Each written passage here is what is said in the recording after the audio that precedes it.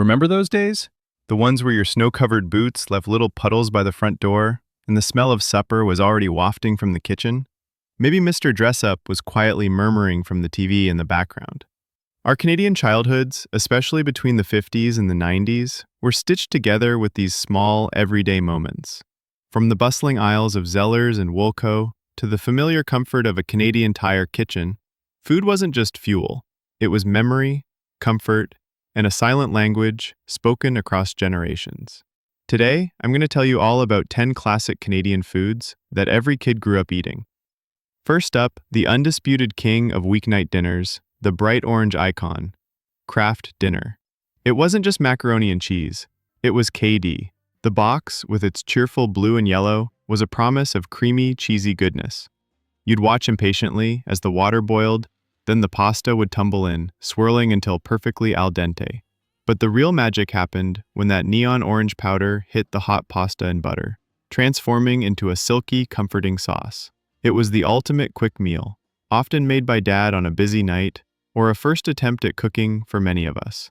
Sometimes we'd add cut-up hot dogs or a dollop of ketchup. It tasted like pure childhood joy, a savory, slightly salty hug that filled you up and left you with that distinct orange hue on your lips. Then there's the sweet, sticky, quintessential Canadian treat, maple taffy on snow. This wasn't an everyday affair. It was an event, usually during maple syrup season or at a winter festival. The anticipation was half the fun. Watching the rich amber maple syrup bubble and thicken on the stove or in a special pot over an open fire. Then, the moment of truth, pouring the hot syrup in a thin ribbon directly onto fresh, clean snow. It would instantly seize up, forming a pliable, chewy taffy that you'd roll onto a popsicle stick or a fork. It was pure, unadulterated maple flavor. Intensely sweet and deeply satisfying, with a subtle coolness from the snow. It was messy, glorious, and tasted like the very essence of Canadian winter. And what about those little rounds of delight that accompanied every coffee run? Timbits. Before Tim Hortons became a global empire, it was our local coffee shop, and Timbits were its miniature marvels. These weren't just donut holes, they were a rite of passage. A box of assorted Timbits meant instant happiness. Whether it was after a hockey game, on a road trip, or just a Saturday morning treat, each bite was a burst of sugary goodness. Honey cruller, chocolate glazed, sour cream plain, the list goes on. They were perfect for little hands, less messy than a full donut, and somehow, always tasted better when shared from that iconic white box. They tasted like Canadian generosity and simple pleasures.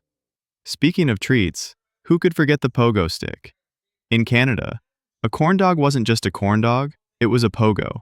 These glorious frankfurters impaled on a stick, encased in a perfectly golden slightly sweet cornmeal batter, were a carnival staple brought home. They came frozen, ready to be baked, or, if you were really pushing the boundaries of convenience, microwaved. Though the crispness suffered.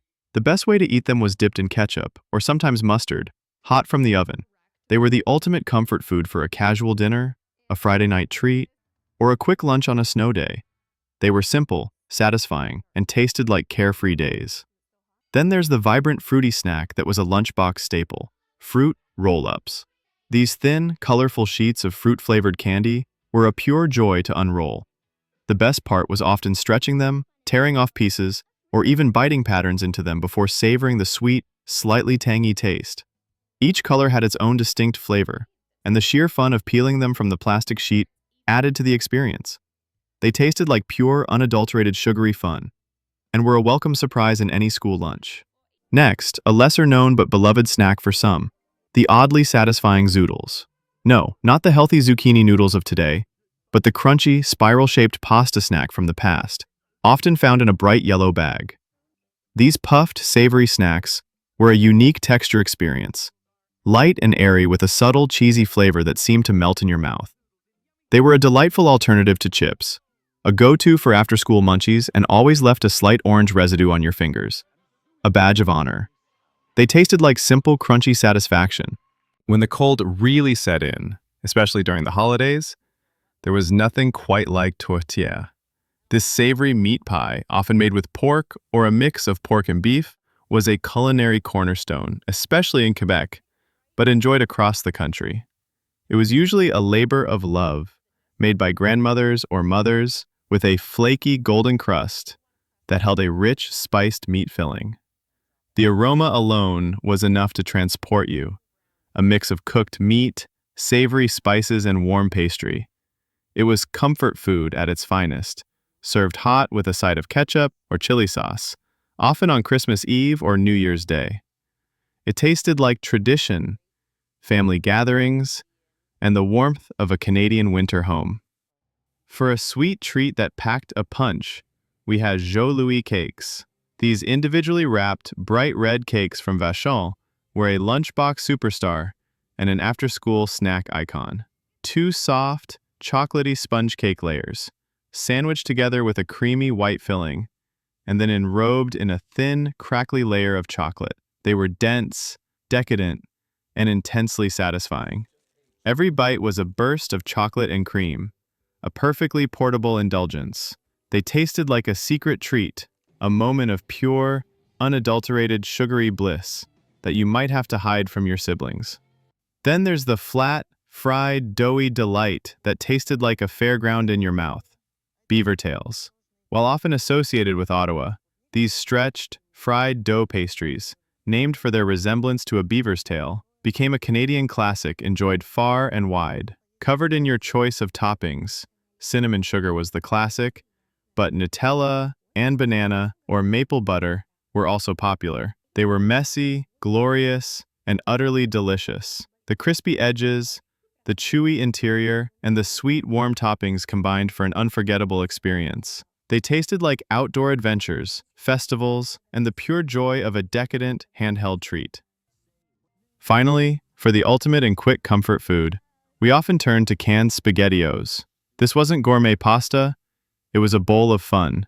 Those distinctive little O-shaped pasta pieces, swimming in a sweet, tangy tomato sauce, were a lifeline for busy parents and hungry kids. Heated quickly on the stove or in the microwave, they were an instant warm meal, especially comforting on a cold day after school. The joy was in chasing those tiny O's around the bowl with your spoon, and the rich, slightly sweet sauce coated every bite. They tasted like instant gratification, simple convenience, and childhood comfort. We might not eat this way anymore. Our palates have diversified. Our lives have sped up. But those smells, those flavors, those little rituals, they never really leave us, do they? They weren't gourmet creations or Michelin-starred dishes. They were the everyday magic in our Canadian homes, the simple comforts that filled not just our stomachs, but our memories and our hearts. They meant home, routine, love, and the indelible taste of childhood. They were the anchors in a world that felt both vast and wonderfully familiar. Which of these foods did you grow up with? Or was there something even more iconic in your home? A dish that instantly transports you back to your Canadian childhood? Tell us in the comments, and don't forget to subscribe for more trips down memory lane.